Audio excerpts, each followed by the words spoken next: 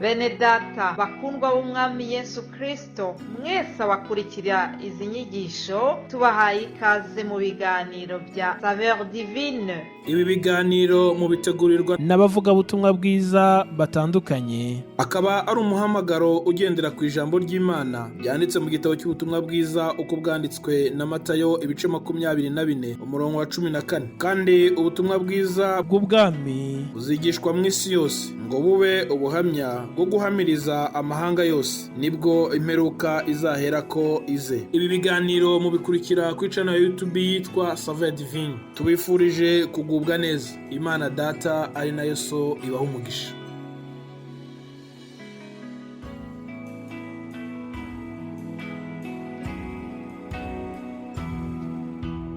Yesu ashimwe, nshuti bakundwa mukurikira iki kiganiro Saveur Divine. Ndabaramukije mu izina rya Yesu Kristo, amahoro ye naganze mu mitima yanyu. Mwari mumenyereye kunyumva muri iki kiganiro cy'ikinyarwanda kuwa mbere, ariko uyu munsi bibaye ngombwa yuko nongera kuganira ijambo ry'Imana namwe. Byose bihuriza hamwe kutuzanira ibyiza. Ku bakunda Imana byose bihuriza hamwe kutuzanira ibyiza. Imana ishimwe. Rero dukomeze ya teme yacu turiho ivuga ngo mu gihe cy'Imana iyo kigeze irasubiza. Haleluya! Igihe cy'Imana kigeze byanze bikunze irasubiza. Rero uyu munsi turaganira nanone kuri wa mudamu witwa Hana. Hana arazwi cyane mu gitabo cya mbere cya Samweli igice cya mbere. Bavuga Hana, umudamu wari waragize ibyago byo kuba ingumba, hanyuma mukeba we Penina akajya amushinyagurira, ariko igihe cyarageze Hana aratabarwa, ahabwa umwana w'umuhungu witwa Samweli. Yari yarahize umuhigo ko Imana nimusubiza ko umwana azamutura Imana. Niko byagenze, yahiguye umuhigo we, igihe kigeze ajya gutura wa mwana amutura Imana. Nuko Samweli aba mu nzu y'Imana akorera Imana.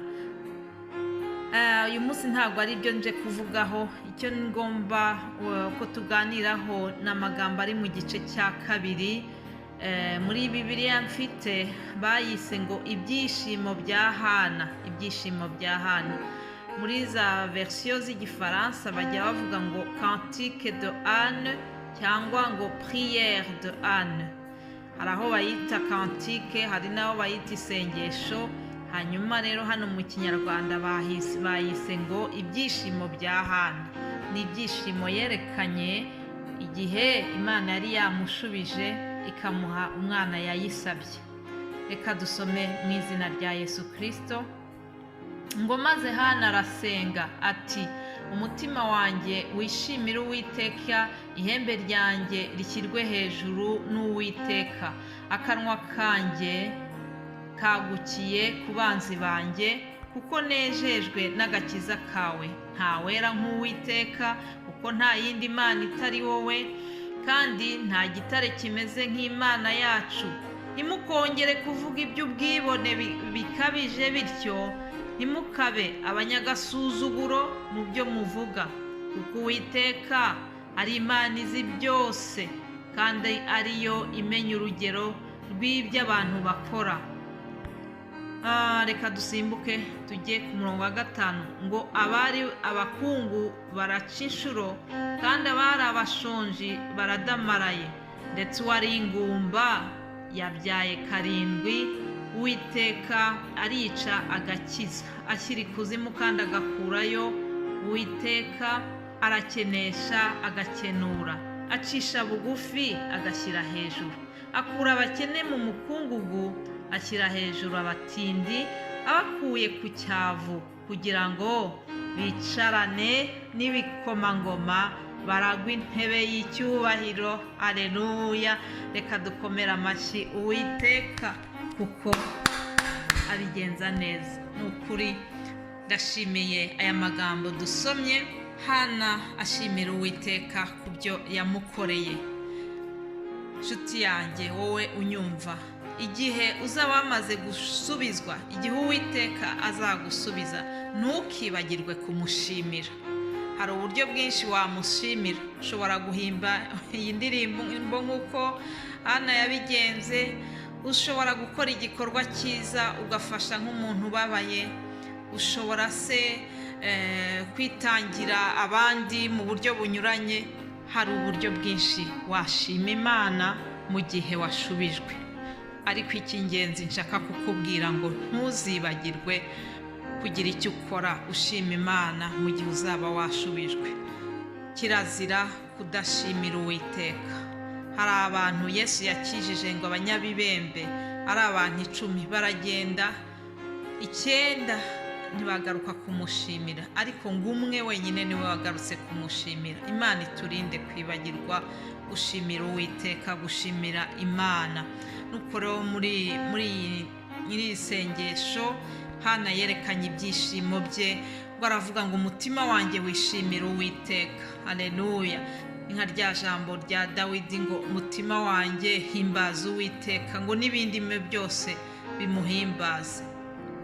Nawe ati himbaza Uwiteka umutima wanjye umwishimire, ihembe ryanjye rishyirwe hejuru n'Uwiteka.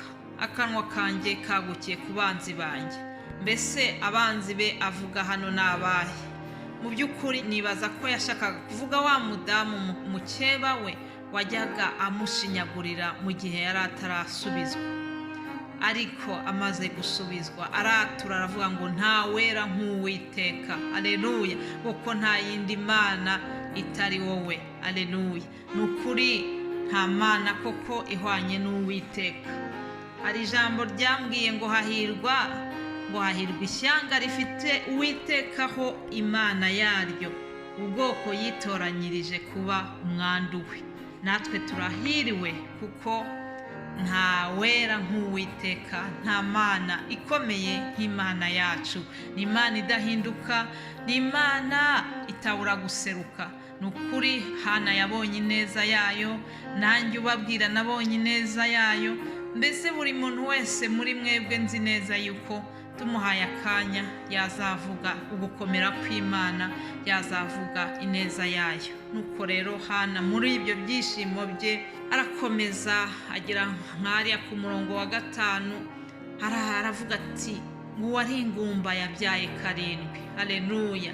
Nshuti zanjye ndagira ngo mumenye kino kintu. Aho avuga ngo wari ingumba yabyaye 7, ntabwo ari we wivuga, kuko Hana mumenye ko ntabwo yabyaye abana 7, yabyaye 6. Nyuma ya Samweli yabyaye abandi 5, bivuga ko babaye 6. Ariko uyu mubare 7 Hana atubwiye ni umubare werekana ubwuzure bw'Imana, la plénitude de Dieu. Ukuvuga ngo umubare 7 usobanura ko ari ibintu biri parfait, la plénitude de Dieu. Mbuze uburyo mbisobanura mu Kinyarwanda, ariko nuko nibyo ngibyo. Hanyuma rero arakomeza nyine ahimbaza Uwiteka, aravuga ati akura abakene mu mukungugu, ashyira hejuru abatindi, abakuye ku cyavu. Erega nawe Imana yari yamukuye ku cyavu. Ni ukuri nta gahinda kangana no kubura umwana umwifuza. Nigeze kubona inaha bamwe bavuga yuko badashaka kubyara, ariko iri iwacu mu bihugu tuvamo ntabyo ndabona. Ni ukuri umudamu wese uyu mwanya nibaza yuko nta mudamu utakwifuza kubyara. Ejo ku munsi w'ejo hashize ngo hari umunsi w'abategarugori.